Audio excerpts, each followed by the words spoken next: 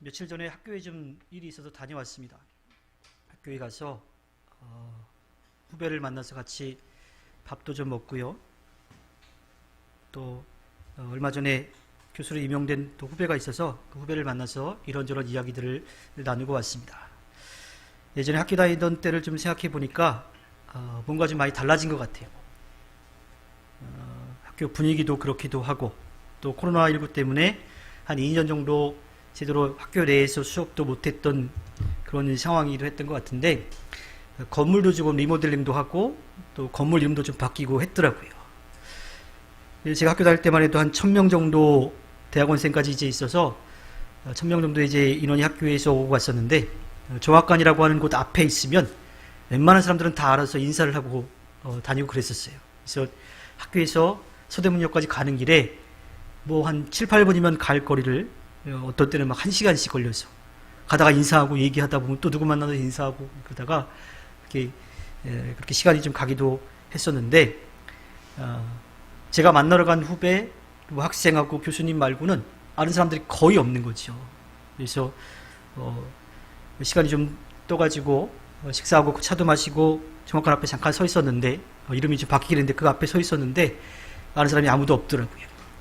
근데 시간이 지나고 또 저를 아는 사람들도 없고 건물도 많이 바뀌긴 했었지만 그곳은 여전히 감리교의 지도자를 양성해내는 그런 이제 학교임은 분명한 거지요. 그러면서 좀 생각을 해 보았습니다. 학교 다닐 때 신학생 시절, 또 뭐 교회 사역을 하면서 신학생, 그리고 교육전도사, 또 뭐 목회를 하면서 전도사와 목사가 되어서 이제 지냈었는데, 시간이 지났지만 여전히 저는 감리교인이라고 하는 것을 느끼게 되었고, 또 더 생각해 보면 그냥 감리교인이 아니라 그리스도인, 하나님을 믿고 또 예수 그리스도를 따라서 예수님이 말씀해 주신 것을 이루려고 하는, 물론 예수님의 마음엔 안 차겠지만 나름대로 노력하는 그런 그리스도인이다라고 하는 생각을 좀 해 보았습니다. 코로나19로 우리의 삶이 많이 바뀌었지만 우리는 여전히 그리스도인입니다. 그리스도인에 대한 이야기를 제가 예전에 한번 말씀드린 적이 있죠. 크리스찬이라고 하는 말을 통해서 이 안에 그리스도가 있다. 주님이 내 안에 계셔서 주님이 말씀하신 것을 듣고 그 말씀대로 살아가려고 노력하는 삶, 그 사람이 바로 그리스도인이라고 하는 거예요. 예수님의 마음을 닮아서 사랑하고 나누고 베풀고 섬기는 삶을 살아가기 위해서 애쓰는 사람인 거죠.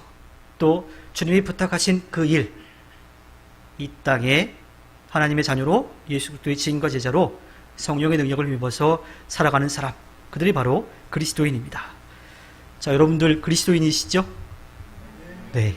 여러분들은 분명히 그 주님의 은혜를 입었고 또 주님이 말씀하신 그 일을 이루기 위해서 노력하며 살아가고 계시기 때문에 그리스도인입니다.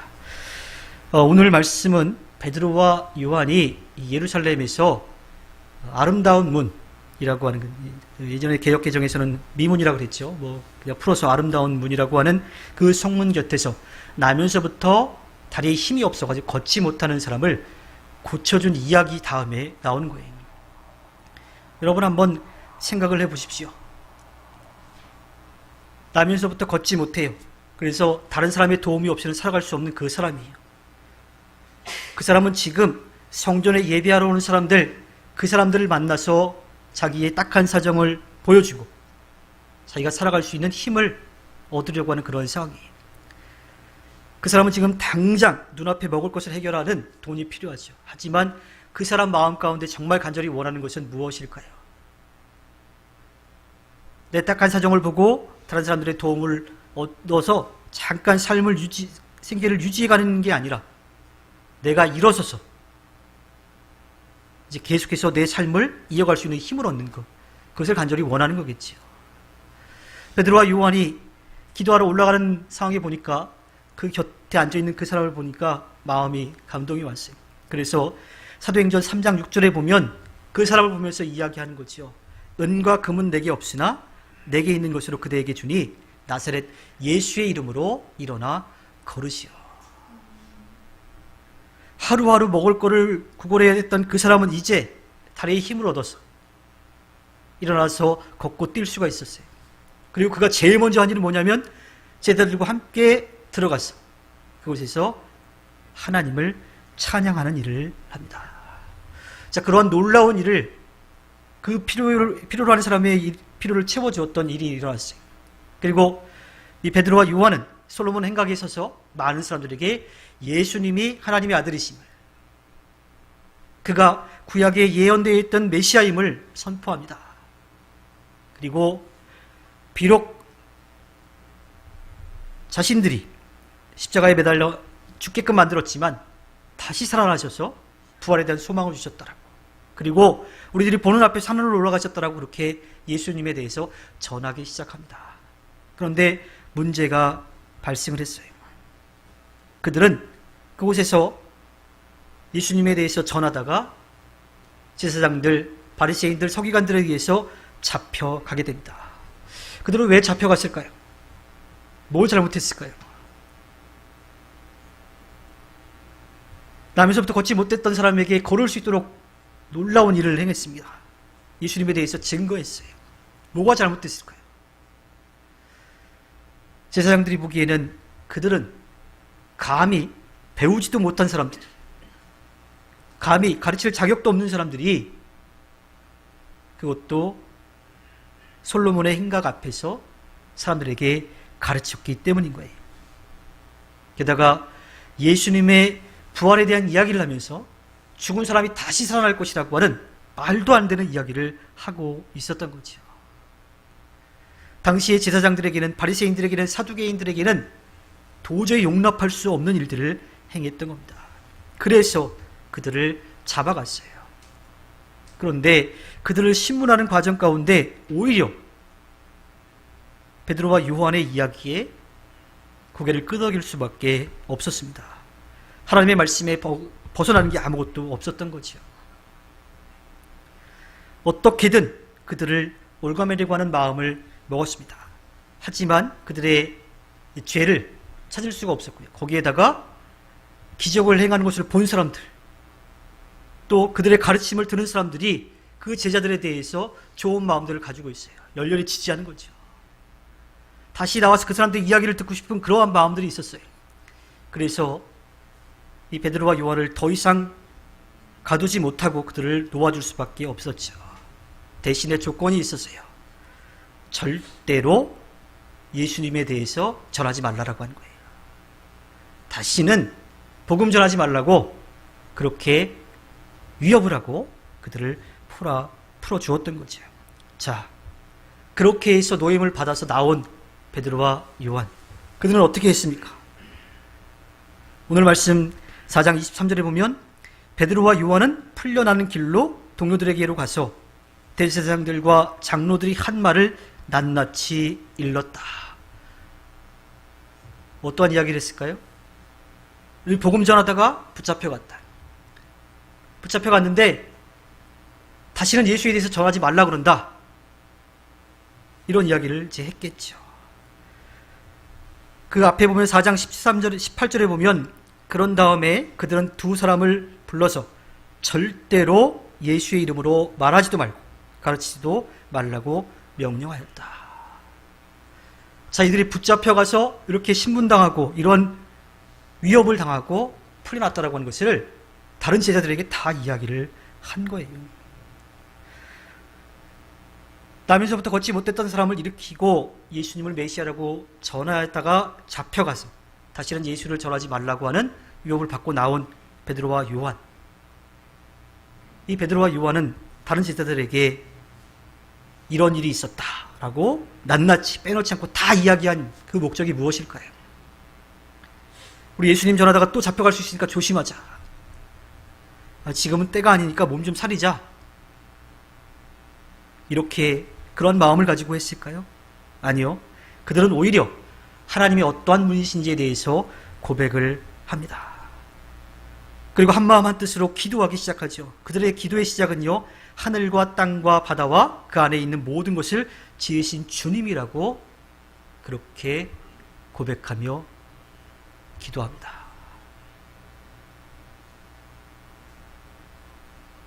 즉, 이 세상을 만드신 하나님을 고백하는 거예요. 세상의 힘을 가진 자들의 위협 속에서 두려워하고 떨고 숨는 게 아니라 이 세상을 만드시고 우리의 삶을 이끌어 가시는 그 하나님을 의지하면서 더욱 담대하게 복음을 전하겠다고 그러한 결단으로 기도하는 거지요. 이 세상을 만드시고 우리의 삶을 이끌어 가신 하나님을 인정하며 그분 앞에 겸손한 마음으로 섰던 겁니다. 각주에 보면 이 25절 뒷부분에 나오는 이야기는 다윗이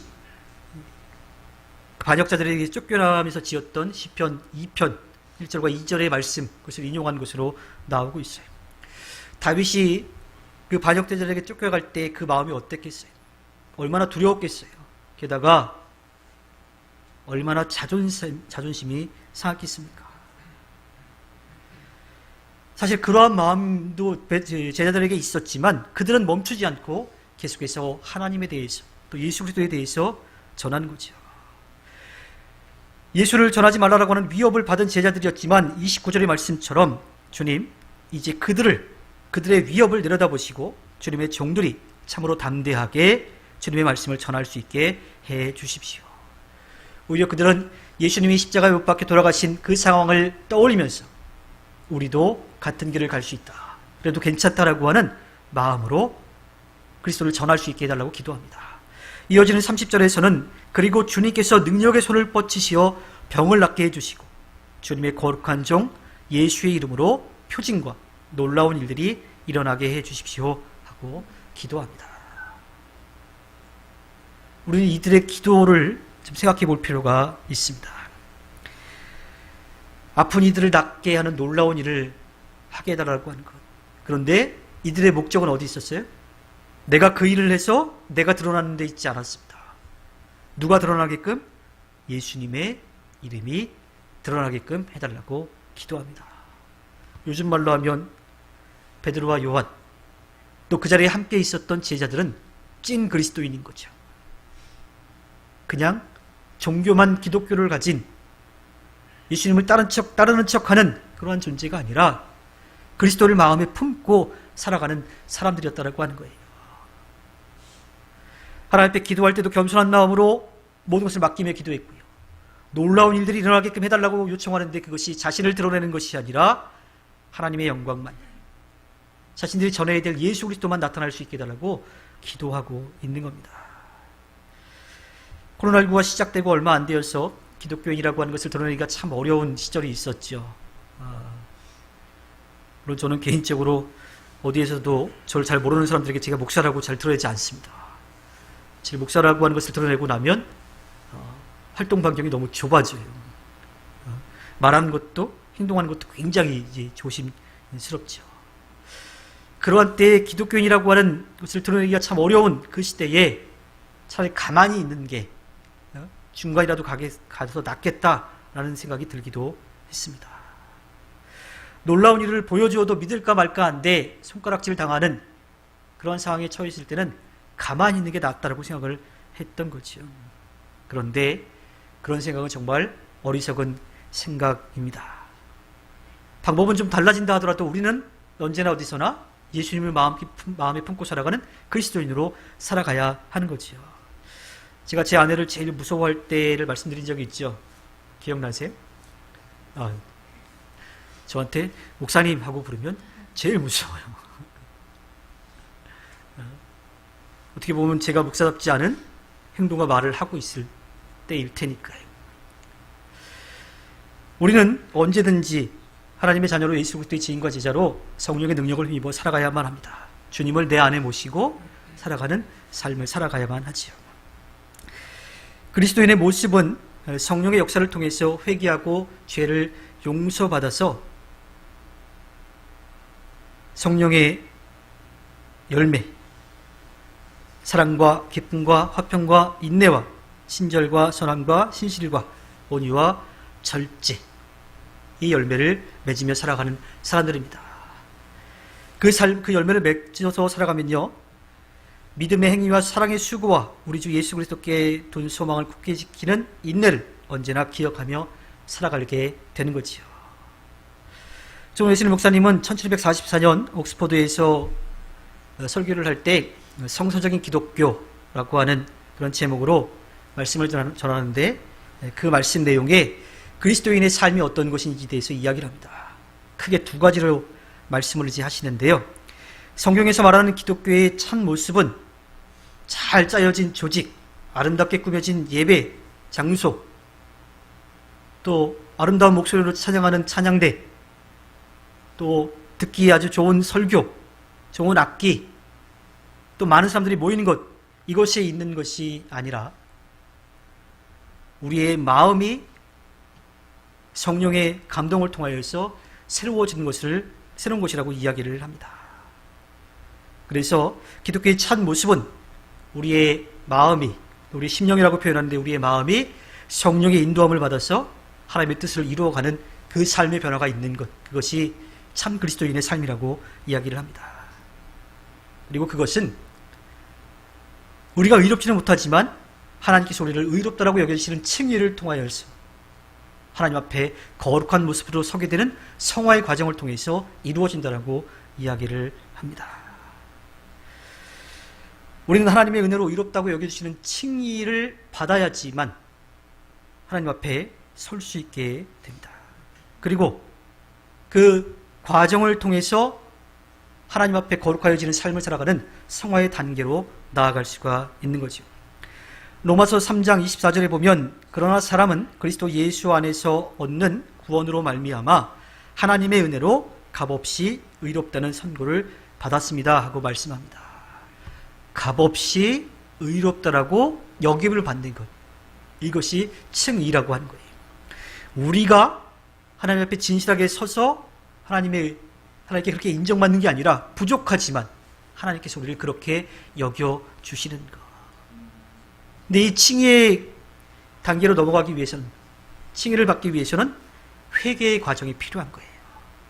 내가 하나님 앞에 죄를 지었습니다. 그러니 제 죄를 용서해 주십시오 하는 회개를 하고 나면 우리가 온전하지 못하지만 하나님께서 의롭다라고 여겨주시는 거예요. 이 또 회개의 시작은 내가 하나님 앞에 진실하지 못했다라고 하는 것을 인정하는 거예요. 내가 스스로 깨끗해질 수 없다라고 하는 것을 겸손한 마음으로 고백하는 겁니다. 그런 회개를 통해서 하나님 앞에 의롭다고 여김을 받는 거지요. 그렇게 하나님의 은혜를 누리게 되면 우리는 예수님을 우리의 주라, 구세주라고 고백할 수 있게 됩니다. 그리고 그렇게 고백하게 되면 성령께서 우리와 언제나 함께 하시면서 우리가 하나님의 자녀임을 깨닫게 해주시죠. 그리고 그렇게 칭의의 은총을 입은 사람은 갈라디아서 2장 20절에 고백을 하게 됩니다.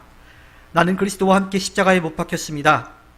이제 살고 있는 것은 내가 아닙니다. 그리스도께서 내 안에서 살고 계십니다. 내가 지금 육신 안에 살고 있는 삶은 나를 사랑하셔서 나를 위하여 자기 몸을 내어주신 하나님의 아들을 믿는 믿음 안에서 가는 것입니다. 새로운 삶을 살아가게 된다고 하는 거예요. 이것을 우리가 또 표현할 때는 거듭남이라고 표현하는 거죠. 하나님의 자녀로 새롭게 태어나는 거예요. 우리가 세례라고 하는 예식을 행하는데 사실 이 세례 예식이 굉장히 중요한 겁니다.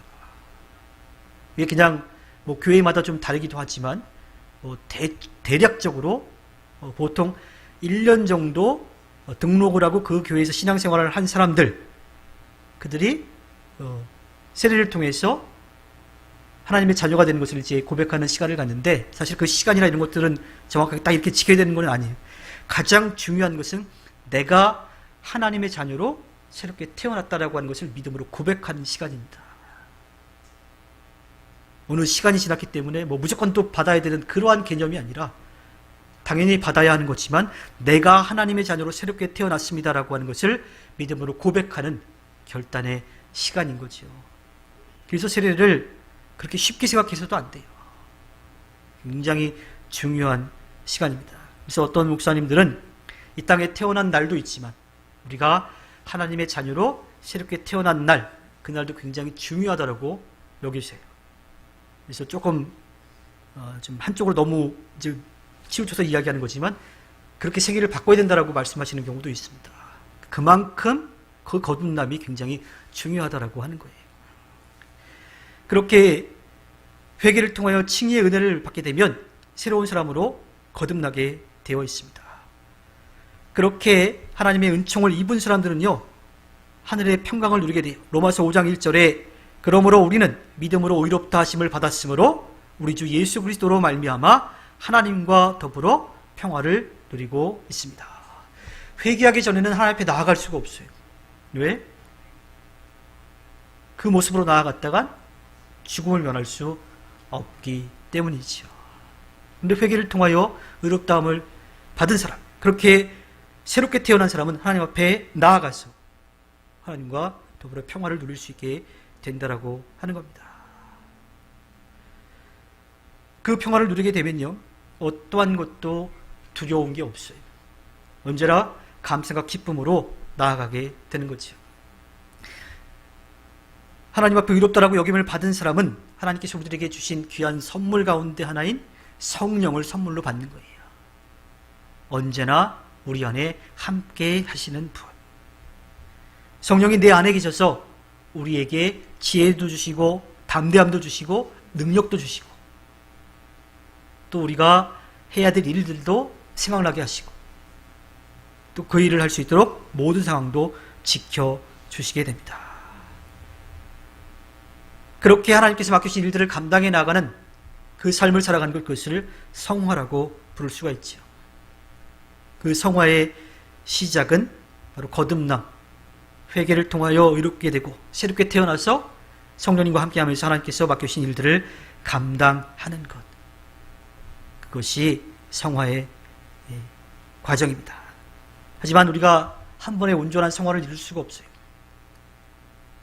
예슬리 목사님이 이야기한 그리스도의 완전에 이르기까지 계속해서 그 과정을 밟아가야만 합니다. 전에도 말씀드린 적이 있지만 저도 부족한 게 굉장히 많아서 어떤 때는 이 정도만 했으면 참 잘했다 라고 스스로 느낄 때가 있어요. 근데 그 이상의 단계가 왔을 때 쭉 미끄러지고 넘어지는 일들을 경험을 합니다. 근데 그 과정이 한 번에 끝나지 않아요. 계속해서 그런 일들이 일어나더라고요. 근데 그런 일들은 언제 일어나냐면 이만하면 됐어 라고 생각하는 그 순간 꼭 그렇게 넘어지더라고요. 그리스도의 완전의 단계까지 올라가기 위해서 우리는 부단히 성령님께 모든 것을 맡기면서 나아가야만 합니다. 웨슬리 목사님이 이야기하는 참된 기독교, 오늘 제가 이야기하고자 하는 그리스도인의 삶은요, 내 안에 삶의 변화부터 시작을 하는 거예요. 내 안에 거짓된 것을 고백하고 새롭게 되어서 하나님께서 맡기신 일들을 감당해낸 그 과정들이 이루어져 가는 거지요. 또 이러한 일은 나 혼자만의 일로 끝나지 않고요, 옆에 사람들을 변화시키는 거예요. 나만 바뀌고 끝나는 것이 아니라 옆에 사람도 변화시켜서 예수님을 알게끔 하는 거예요. 그들에게 복음을 전하는 그러한 삶을 살아가게 됩니다. 참된 그리스도인의 삶은요, 내 안에서 이루어진 그 변화의 삶을 살아가는 사람들은요, 예수님의 빛을 품은 사람들입니다. 이 빛은 숨길 수가 없는 거죠. 모든 사람들에게 드러날 수밖에 없습니다. 예수님께서는 마태복음 5장 16절에 이와 같이 너희 빛을 사람에게 비추어서 그들이 너희의 착한 행실을 보고 하늘에 계신 너희 아버지께 영광을 돌리게 하여라고 말씀하십니다. 우리가 이 땅에서 빛과 소금으로 살아가는 분명한 목적이 있는 거죠. 또한 우리의 삶의 모습을 통해서 다른 사람들이 변화받을 수 있는 그러한 기회도 주게 됩니다. 실제로 우리가 하나님 앞에 구원의 은혜를 누리는 것이 우리의 목적으로 끝나는 게 아니고요, 그게 하나님께서 원하시는 것이 거기서 끝나지 않고요, 우리의 모습을 통하여서 다른 사람들로 새로워지고 다른 사람들도 하나님께 나아와 구원의 은혜를 누리게 되기를 원하시는 겁니다. 그들은 그러한 담대함을 가지고 살아가면서 하나님께서 맡기신 일들을 감당하기를 원해서 기도를 하지요. 29절과 30절의 말씀을 다시 한번 보면 그들은 주님, 이제 그들의 위협을 내려다 보시고 주님의 종들이 참으로 담대하게 주님의 말씀을 말할 수 있게 해주십시오. 그리고 주님께서 능력의 손을 뻗치시어 병을 낫게 해주시고 주님의 거룩한 종 예수의 이름으로 표징과 놀라운 일들이 일어나게 해주십시오 하고 기도하고 있습니다. 나면서부터 걷지 못했던 사람을 일으키는 치유의 놀라운 역사 필요합니다. 그것을 통해서 하나님의 놀라운 역사가 보여지게 되고요. 또 많은 사람들이 그 놀라운 일을 통해서 하나님 앞에 돌아오는 역사도 분명히 있어요. 그런데 중요한 것은 그것이 어떠한 목적으로 사용되느냐라고 하는 거예요. 제자들이 그렇게 기도했던 그 목적, 그 이유를 분명하게 알아야만 합니다. 그 놀라운 일들을 행했을 때에 오직 하나님의 놀라운 역사만이 나타날 수 있도록 예수님만이 증거될 수 있게 달라고 그렇게 기도한 거지요.